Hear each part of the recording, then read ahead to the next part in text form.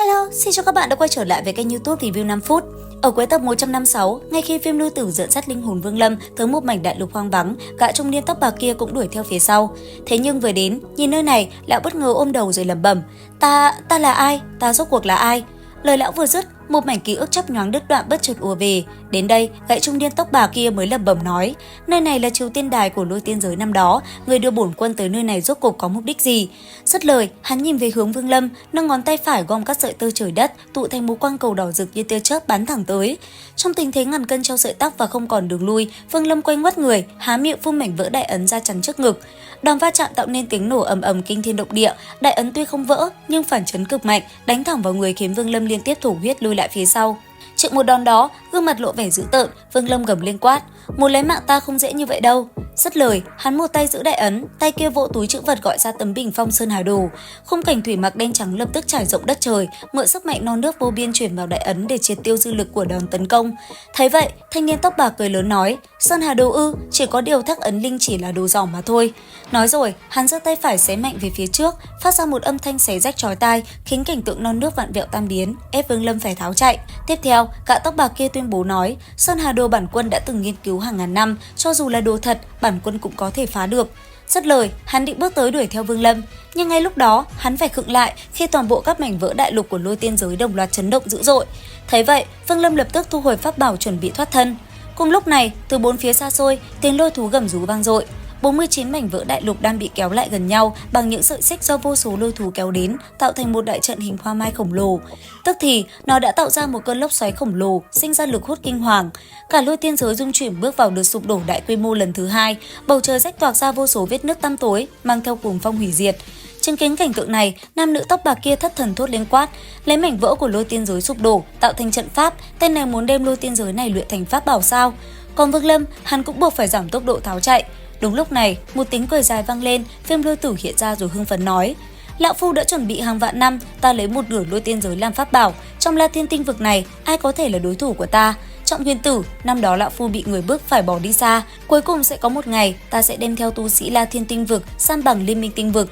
Dứt lời, Viêm Lôi Tử hô lớn, Lôi Tiên đại trận được lão phu hôm nay lại tái hiện. Dứt lời, Lôi Tiên giới ầm ầm rung chuyển.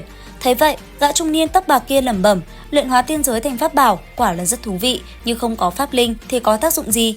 Viêm Lôi Tử cười lớn đáp: ai nói không có, pháp linh hiện. Dứt lời, lão há miệng phun ra một đạo khí xám chứa mảnh kính gỗ, mặt kính gợn sóng rồi phóng thích ra một nguyên thần tu sĩ âm hư. Thấy thế, gã tóc bạc khinh thường đáp: chỉ là tứ phẩm thượng tiên. Lời hắn vừa dứt, Viêm Lôi Tử lập tức quát khẽ: đệ tứ thập cửu thần, đi. Nói rồi, nguyên thần âm hư bừng sáng thần thức, ôm quyền vái Viêm Lôi Tử rồi chui thẳng xuống mặt đất. Ngay sau đó, Viêm Lôi Tử hưng phấn quát tiếp: pháp linh tiếp tục hiện ra. Mặt kính rung chuyển dữ dội, rồi phóng ra một viên thần dương thực hùng mạnh hơn hẳn. Thanh niên kia thấy vậy thì ung dung nói: cửu phẩm thượng tiên, không tồi. Nối tiếp nguyên thần dương thực, 13 nguyên thần tiếp theo lần lượt bay ra dung nhập vào lòng đất. Đến đây, Viêm Lôi Tử người cuồng loạn hô vang: tái hiện.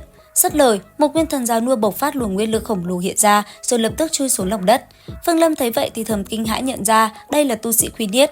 Cứ như vậy, Viêm Lôi Tử lại tiếp tục kết ấn, lần lượt từng nguyên thần tu sĩ cấp bậc càng cao hơn cũng từ từ hiện ra rồi chui xuống lòng đất. Chẳng bao lâu sau, thanh niên tóc bạc đã phải kinh hãi thốt lên nói: nhị phẩm tiên vương sao? Nghe thế, Viêm Lôi Tử gật đầu, còn nguyên thần phía xa lại cất lời nói: hãy nhớ rõ lời hứa của ngươi. Nói rồi, nguyên thần liền chui vào mảnh vỡ thứ 5. Bất chợt sau đó, Viêm Lôi Tử kết ấn lấy ra nguyên thần huyết tổ, khiến Vương Lâm giật mình. Tiếp theo, Viêm Lôi Tử hô lớn quát: đệ tứ thần trở về vị trí. Còn phía xa, thanh niên tà dị lẩm bẩm: lục phẩm tiên vương, thú vị, chỉ không biết là có tiên quân hay không. Nghe được lời này, Viêm Lôi Tử ngạo nghễ đáp: có. Dứt lời, hai nguyên thần tỏa ra uy áp khủng khiếp như tiên vận tử hiện ra, khiến gã trung niên tóc bạc sợ hãi nói: nhất phẩm tiên quân sao? Còn Viêm Lôi Tử, lão cẩn trọng bấm quyết điều khiển khiến hai nguyên thần kia, khiến nó lập tức phải chui xuống lòng đất. Cuối cùng, tấm gương nổ tung thành muôn mảnh, một người đàn ông trung niên mang diện mạo bình thường bước ra. Thế nhưng, nó lập tức tỏa ra luồng sát khí xé tan trời đất, khiến Vương Lâm phải thổ huyết mà tháo lui trong hoảng sợ. Còn gã trung niên tóc bạc, hắn nhìn bóng dáng kia lẩm bẩm: Vũ tiên giới, lục phẩm sát lục tiên quân. Đến đây, Viêm Lôi Tử lập tức chỉ xuống đất quát: đệ nhất thần trở về vị trí. Người đàn ông trung niên trầm ngâm một lát rồi lặn xuống, bùng nổ sát khí bao trùm trọn vẹn mảnh vỡ trung tâm và toàn bộ đại trận. Ngay giây tiếp theo, Viêm Lôi Tử hưng phấn quát lớn: tiên trận thu. Dứt lời, 49 mảnh vỡ đại lục lập tức thu nhỏ lại bằng bàn tay rồi tới gần lão. Đến đây, gã trung niên tóc bạc liền nói, pháp bảo tiên trận này tuy mạnh nhưng lại thiếu một phần linh hoạt, đây là nguyên nhân ngươi giận ta trốn chạy sao? Thanh thủy tiên quân, ta muốn cực cảnh của ngươi. Ta không phải Thanh Thủy. Lão Phu đã tìm đọc hết những bí điển của tiên giới, biết được có một người tên là Thanh Thủy. Người này tu vi cao thâm, lại có được cực cảnh trong truyền thuyết, là thái tử của Thanh Thủy quốc. Sau khi lên tiên giới thì đã đến lui tiên giới này, cuối cùng lại trở thành tiên quân. Nhưng trước giai đoạn tiên giới bị phá hủy, người này nhập ma gây nên một hồi sát kiếp. Vì có được cực cảnh, người này đồ sát vô số, cuối cùng tiên đế Bạch Phàm phải ra tay, tuy chiến thắng nhưng cũng không nỡ lấy mạng hắn. Thanh Thủy sau khi tỉnh lại khỏi cơn ma niệm đã vô cùng đau đớn khi nhận ra chính tay mình đã tàn sát thân nhân, bạn bè và cả đạo lữ mấy vạn năm. Trong cơn bi phẫn và sợ hãi ma niệm tái phát, Thanh Thủy đã dùng bảo vật tự phong ấn nguyên thần cùng thân thể thành 9 phần. Đau xót trước bi kịch của người đệ tử duy nhất có hy vọng trở thành tiên đế Bạch Phàm đã bố trí trận pháp trị thương lên 9 phong ấn đó với mong muốn một ngày Thanh Thủy có thể hoàn toàn tỉnh lại. Dứt lời, Viêm Lôi Tử lấy ra một khối tinh ngọc cổ xưa do Bạch Phàm để lại, rồi ném về phía thanh niên tà khí và nói: "Vật này là của tiên đế Bạch Phàm để lại, là tiên giản của Thanh Thủy lúc sinh thời, người nhìn thấy là sẽ biết."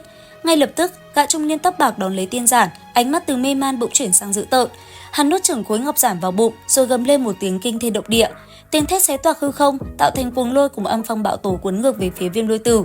Thấy đối phương phát cuồng, Viêm Lôi Tử lập tức điều khiển 49 mảnh vỡ, xoay tròn hút trọn luồng âm phong và quát lớn: "Thanh Thủy, lão phu cho ngươi xem tiên giản là giúp ngươi nhớ lại việc lúc trước, không hề có ác ý." Ở phía xa, Vương Lâm âm thầm vận chuyển nguyên lực lùi lại thật sâu để tránh nguy hiểm. Đến đây, người được gọi là Thanh Thủy kia như đã khôi phục thần trí, hắn gầm lên dữ tợn quát: "Ta phải lấy mạng ngươi!" Dứt lời, hắn xé rách hư không, xuất hiện ngay sau lưng Viêm Lôi Tử tung chảo. Thế nhưng, Viêm Lôi Tử đã kịp thời kéo 49 mảnh vỡ chắn đòn tạo nên tiếng nổ lớn đẩy lùi Thanh Thủy trăm trượng. Thấy đối phương dường như lại bị ma niệm chiếm giữ, Viêm Lôi Tử bấm quyết quát: "Tiên trận, pháp chuyển!" 49 mảnh vỡ lập tức phóng ra kim quang, đan xen thành trận pháp giam giữ Thanh Thủy, rồi Viêm Lôi Tử quát tiếp: "Đồ tiên thứ!" Dứt lời, khiến vô số gai nhọn màu vàng phóng về phía Thanh Thủy.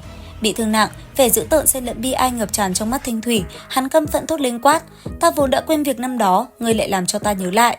Dứt lời, hắn chỉ tay lên trời quát: "Hô phong!" Nói rồi, một luồng hắc phong cuồng bạo xé toạc đại trận kim quang, hóa thành 8 con hắc long khổng lồ há miệng lao đến nuốt chửng Viêm Lôi Tử. Chứng kiến đòn đánh này, Vương Lâm dù chấn động thất khiếu chảy máu vẫn chăm chú nhìn kỹ và thầm thán phục uy lực thực sự của hô phong. Đỡ một đòn đó, Viêm Lôi Tử biến sắc quát: "Tiên trận, tụ nguyên!" Để 49 vảnh vỡ hóa thành những dải cầu vồng và tan luồng âm phong. Bị đẩy lui vài trượng, Viêm Lôi Tử lên tiếng quát: "Năm đó lôi tiên giới sụp đổ, nghe đồn tiên đế Bạch Phàm đã bỏ mình, người thân là đệ tử của Bạch huynh, tại sao không tìm ra nguyên nhân báo thù cho sư phụ?" Nghe vậy, Thanh Thủy không dừng lại mà tiếp tục bấm quyết đổi ấn, chỉ tay lên trời quát lớn: "Hoán Vũ!" Rồi quát tiếp: "Hoán Vũ băng ấn!" Trời đất nghìn trượng lập tức giăng đầy những hạt mưa đỏ thẫm như huyết sắc, trong chớp mắt đóng băng thành bông tuyết nối liền nhau tràn tới bao vây Viêm Lôi Tử. Thấy vậy, Viêm Lôi Tử vội điều khiển các mảnh vỡ phóng to, xoay tròn thành lốc xoáy cản phá bão tuyết, đồng thời nói tiếp: "Tiên quân năm đó biến đổi, mất đi thần trí, đồ sát vô số, tất cả những nguyên nhân của việc này, chẳng lẽ trong lòng tiên quân không có nghi vấn? Theo ta biết được, khi tra cứu điển tịch, khi tiên quân mất đi thần trí, tiên quân trong 3 tiên giới còn lại cũng như vậy. Hết thảy những chuyện này, có lẽ ở trong tu chân liên minh sẽ tìm được đáp án. Cho dù là đáp án không tồn tại, tại hạ cũng xin hứa sẽ đem toàn lực tương trợ tiên quân đến phong, điện 2 đại tiên giới để tìm kiếm nguyên do. Thật ra ta không có sợ ngươi, chỉ là không muốn cùng với ngươi giao chiến. Nếu không có lão phu âm phẩm tương trợ, ngươi sao có thể phá được phong ấn? Thanh Thủy, ngươi đừng ép ta." Nghe vậy, Thanh Thủy lạnh lùng liếc mắt hỏi: "Cho ta một lý do để giao cho ngươi cực cảnh." Đến đây thì hết tập 157 tinh nghịch. Theo dõi kênh YouTube Review 5 phút để biết thêm chi tiết trong tập tiếp theo các bạn nhé. Xin chào và hẹn gặp lại!